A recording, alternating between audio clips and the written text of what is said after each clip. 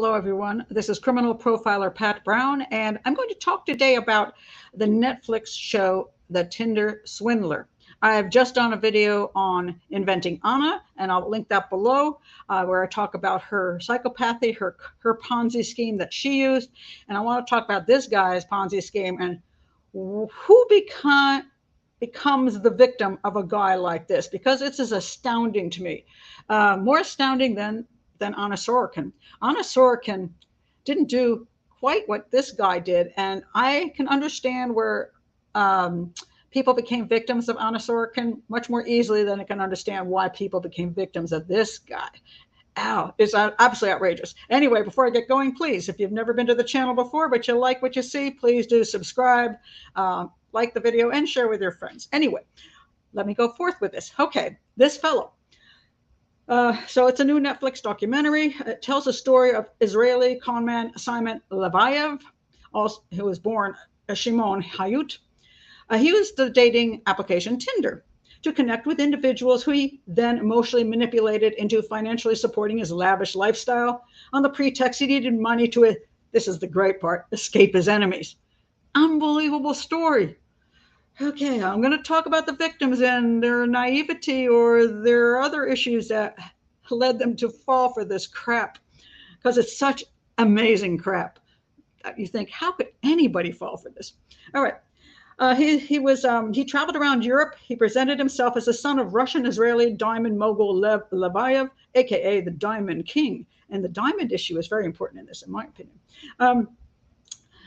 He used the dating app Tinder to contact women as Simon Leviev and trick them into lending him money that he would never repay.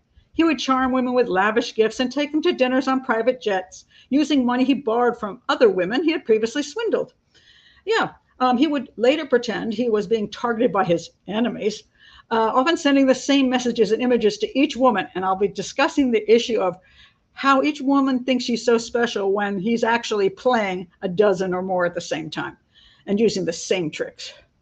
And he'd send these images indicating he had just been attacked by some ruthless enemy, attacked with a knife, and that his bodyguard had saved him but was injured.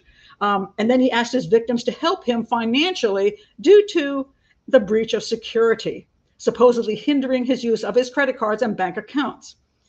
And the women would often take out bank loans and new credit cards in order to help. He would then use the money gained through the deception to lure new victims while essentially operating a Ponzi scheme. And then he would pretend to repay his victims, sending them forged documents, fake bank transfers, and then he'd break off all contact. Sometimes he would even go as far as to threaten them and use manipulation to get even more money from them. It's estimated he swindled 10 million from people across the globe. And he's now not in prison, and he has a new girlfriend. Isn't that sweet? Okay, let me get to the victims of this, because, folks, there's reasons you become a victim. And I'm going to explain how you become a victim. So in this show, these three women, because he's got many more victims, but these three women came forth in the show. I'm sure they were paid well, and now they're famous. So they gave him a ton of money. They're three of the ladies who took out bank loans and got credit cards and helped him out, and then lost couple $100,000, like ridiculous sums. So anyway, how did this happen? All right. First of all, this character, Simon, he contacted them on Tinder, and they're like, oh, he likes me. All right. So first of all, folks, this is a dating app. You don't know who the heck is on the other end. It could, you don't know this person. That's the first thing you always have to understand. You didn't grow up with this person. You don't have history of this person. Your family doesn't have history of this person. This is just somebody. So anyway, they're like, oh, he likes me. Look at him. He's awesome. And so then he contacts them in a really short period of time. He says, why don't you come to wherever? I'm flying there on my private jet. So they're like so excited about the private jet thing, because this is a rich man. He's a diamond king, right? Or the son of a diamond king. So he's a millionaire or a billionaire, and he has a private jet. And of course, that does look good when you have a private jet, right? So these women jump on the private jet. He jets them to some hotel in some other country. And then, well, one of them said she never slept with him, that she just became good friends. But the other two slept with him immediately. And then the interesting part is, after one night, he's like, really, oh, I really like you so much. He really pushed very quick that we're like in a relationship, that I really like you and I'm really falling for you. Now look, you slept with a dude once, you're enthusiastic because he's rich as crap, supposedly. And why is he why do you think he's so interested in you? You're kind of a regular girl. These were not famous women. These are not super rich women. These are regular women. Are they relatively attractive? Sure. But look, there's 3 relatively attractive women here. There's lots of attractive women in the world. Why do you think Mr. Wealthy Rich Man is so entranced with you? Well, I'm going to tell you why, because you got a narcissistic problem going on here, where you believe that you are that awesome, that you think that men will fall for you like that. That's called narcissism. Instead of, I'm not that great. Why is this guy into me so much, so quickly? Before he even knows me. He doesn't know. We don't know if we like to do things together, if we have the same hobbies. As a matter of fact, why is super wealthy man interested in little old me? Don't even stop to question. Okay, so they start in this relationship with him, but they hardly ever see him. This fascinates me. So it's not like they're getting together every day and they're spending all this time together. He kind of like whips into town and he sees them for like a few hours and he's gone. And then he's gone for a week or two. So they think they're in a relationship with a guy they hardly ever see. Now, here's how these guys work.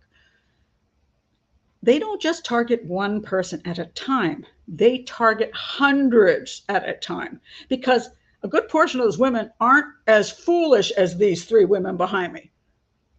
Dare I say the word stupid? But okay, suckers, stupid. They're not as stupid as you.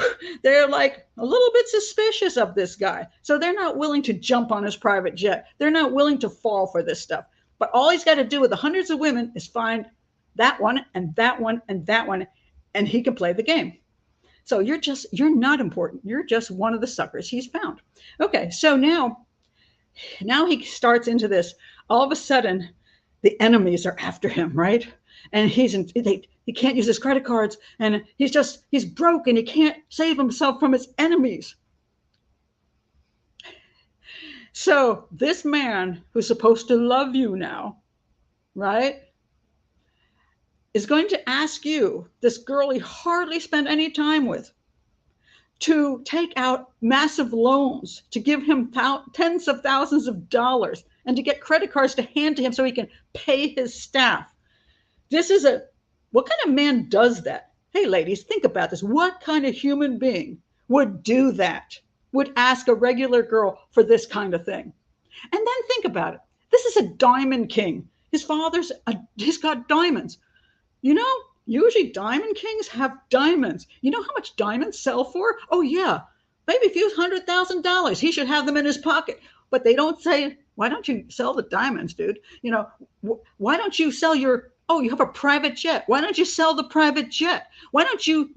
He had a watch. He told one of these women he was going to pay her back.